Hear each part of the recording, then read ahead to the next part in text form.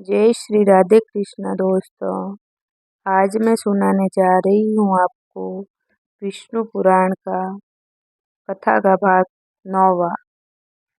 महाराज दशरथ ने पुत्र कामेष्टि यज्ञ बिना किसी विघ्न बाधा के पूरा कर लिया। यज्ञ कुंड से अग्निदेव खीर का पात्र लेकर प्रकट हुए और उन्होंने ये पात्र राजा दशरथ को प्रदान किया। राजा दशरथ ने ये खीर आदि आदि कौशल्या और कैकेयी में बांट दी। राजा दशरथ की 3 रानियां थी, कौशल्या, कैकेयी और सुमित्रा। कौशल्या और कैकेयी ने अपने अपने हिस्से में से थोड़ी खीर सुमित्रा को भी दे दी। चैत्र शुक्ल नवमी के दिन कौशल्या के गर्भ से भगवान विष्णु के अवतार श्री राम के रूप में जन्म दिया। कैकेयी के गर्भ से भगवान विष्णु के शंख और पद्म के अंश लेकर भरत प्रकट हुए। शेषनाग का अंश लेकर के लक्ष्मण तथा विष्णु के चक्र और गदा के अंश से माणिक क्रांति वाले शत्रुघ्न सुमित्रा के गर्भ से पैदा हुए। चैत्र शुक्ल नवमी को कौशल राज्य भर में रामनवमी के रूप में उत्सव मनाया गया। अयोध्या नगरी में चक्रवर्ती दशरथ के ज्येष्ठ पुत्र का जन्म दिन बड़ी धूमधाम से मनाया। चैत्र पूर्णिमा की दूधिया चांदनी रात में राजा दशरथ अपने महल में अपनी रानियों, चारों पुत्रों, मंत्री सुमंत, राजबंधुओं तथा सखा भद्र के साथ भोजन करने लगे। कौशल्या श्री राम को गोद में लिए चंद्रमा को दिखाते हुए खिला रही थी। राम चांद को लेने की जिद करने लगे और उसके लिए रोने लगे। उन्होंने कई प्रकार से मनाया गया, फिर भी उन्होंने रोना बंद नहीं किया। इस पर मंत्री सुमंत ने एक आईना मंगवाया और उसमें चांद का बिंब दिखाया। तब राम प्रसन्नता के मारे उस आईना से चंद्र तथा अपने को देखते हुए रामचंद्र कहकर अपने नन्हे हाथों से तालियां बजाने लगे। उस दिन से वे रामचंद्र कहलाए। इसके बाद भद्र ने राम को गोद में लेकर आईने में दिखाते हुए पूछा, अब बताओ। तब राम ने उत्तर दिया, रामभद्र। इसीलिए वे रामभद्र भी कहलाए।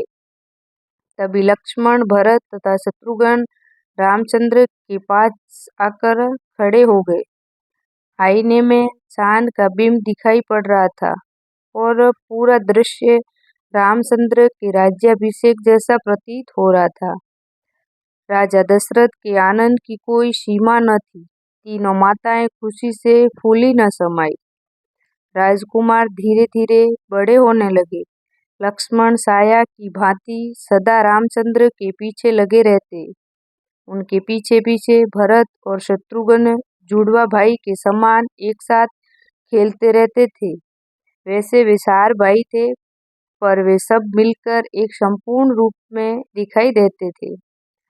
चारों राजकुमारों ने ब्रह्म ऋषि वशिष्ठ से सारी विद्याएं सीख ली। रामचंद्र जी ने छोटी अवस्था में ही समस्त शास्त्र, वेद, वेदांग, धर्मसूत्र, योग रहस्य आदि का ज्ञान प्राप्त कर लिया था। वशिष्ठ मुनि ने एक दिन रामचंद्र को समझाते हुए कहा, रामचंद्र, तुम्हारे वंश का मूल पुरुष सूर्य है। तुम रवि राम हो। इक्ष्वाकु वंश के सिरमौर तुम्हारे परदादा महात्मा रघु बड़े यशस्वी थे। तुम रघुकुल के चंद्र हो, रघुराम हो। महर्षि सूत नैमिषारण्य के मुनियों को जब रामचंद्र का प्रसंग सुना रहे थे, तो मुनियों ने इसके पूर्वजों का इतिहास विस्तार से जानना चाहा। तब महर्षि सूत उन्हें इस प्रकार सुनाने लगे। महाकल्प के प्रारंभ में विवस्त्र नाम से बुद्धिमान हुए सूर्य के पुत्र वैवस्वत मनु हुए। वैवस्वत मनु के इक्ष्वाकु आदि 10 पुत्र हुए। वे सब महान चक्रवर्ती हुए और उन सब ने इस पृथ्वी पर हजारों वर्षों तक राज्य किया। इक्ष्वाकु वंश में राजा दिलीप और रघु बड़े ही प्रतापी धर्मात्मा चक्रवर्ती के रूप में यशस्वी हुए। महाराजा दिलीप ने संतान प्राप्ति के लिए अपने कुल गुरु वशिष्ठ मुनि की सलाह मांगी। उनके आदेशानुसार राजा कामधेनु की अंश नंदिनी की बड़ी श्रद्धा भक्ति के साथ सेवा अर्चना करने लगे। एक दिन महाराजा दिलीप नंदिनी को जंगल में चरा रहे थे। नंदिनी चरते चरते एक गुफा में चली गई। उस गुफा में एक सिंह था। उस सिंह ने नंदिनी को पकड़ लिया। राजा दिलीप ने सिंह पर बाण चलाना चाहा, किंतु उनका हाथ रुक गया। सिंह ने कहा, हे राजन, ये गाय मेरे लिए आहार बनकर आई है।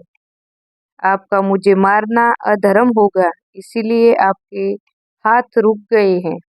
इस पर राजा दिलीप ने कहा, तुम नंदिनी के बदले मुझे खा लो, किंतु इसे छोड़ दो।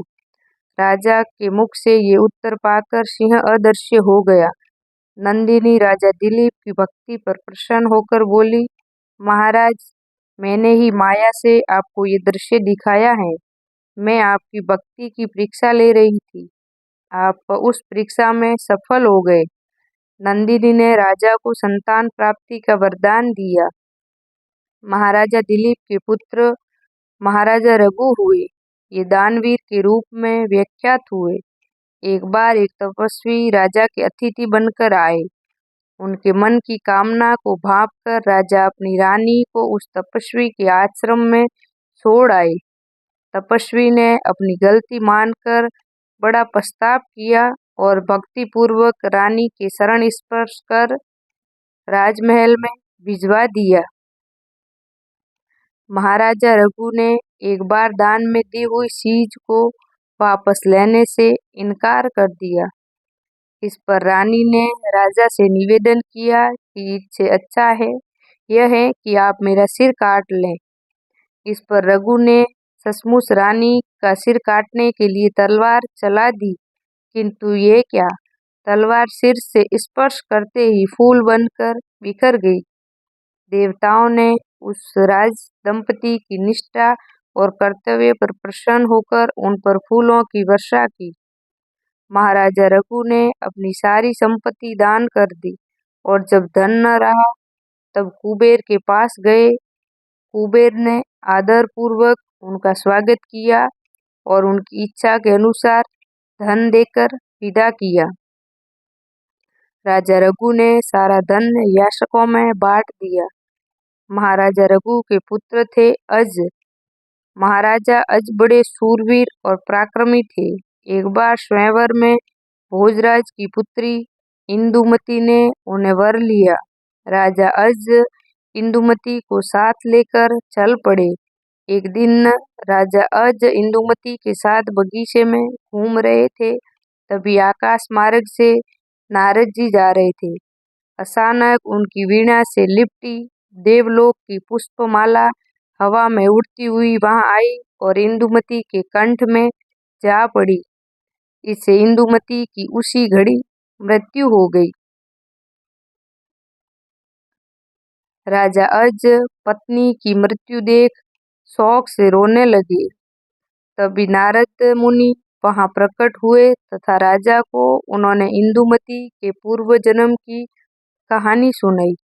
एक बार तृणबिंदु ऋषि की तपस्या भंग करने के लिए भगवान इंद्र ने हिरणी नामक अप्सरा को भेजा था। इस पर ऋषि ने हिरणी को मानवी जन्म का श्राप दे दिया। हिरणी के अनुरोध करने पर ऋषि ने श्राप से छूटने का उपाय भी बता दिया। स्वर्ग की पुष्पमाला के उसके कंठ में पड़ते ही इंदुमती को सुरबाला होने की याद हो आई, इसीलिए वह देवलोक वापस चली गई। राजा अज के पुत्र थे दशरथ। ये देवासुर संग्राम में देवताओं की सहायता करने के लिए जाया करते थे। एक बार वे भगवान इंद्र की सहायता करने के लिए शंबासुर से युद्ध करने चल पड़े।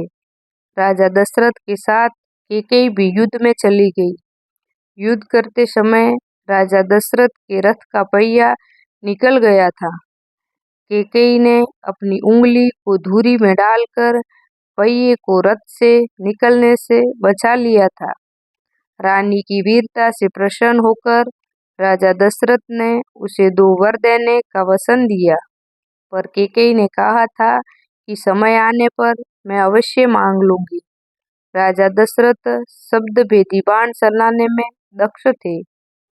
एक बार ये प्रजा की फसलों को नष्ट करने वाले जंगली हाथियों का शिकार करने निकले। तभी उस अंधेरी रात में श्रवण कुमार अपने प्यासे माता पिता के लिए कमंडल से जल लेने एक जलाशय पर गए। जल लेने की आवाज सुनकर राजा दशरथ को शक हुआ कि फसल नष्ट करने वाले हाथी जलाशय पर पानी पी रहे हैं। दशरथ ने तुरंत आवाज की दिशा में तीर छोड़ दिया। तीर ठीक निशाने पर लगा और श्रवण कुमार घायल होकर चीखने तड़पने लगा। श्रवण कुमार की चीखें सुनकर राजा दशरथ चौंक गए और शीघ्र ही दौड़कर उसके पास पहुंचे। मरते हुए श्रवण कुमार ने दशरथ से अपने प्यासे माता पिता को जाकर जल पिलाने का अनुरोध किया। उन्होंने उन्हें पहले जल पिलाया, फिर दुर्घटना की सारी कहानी सुना दी।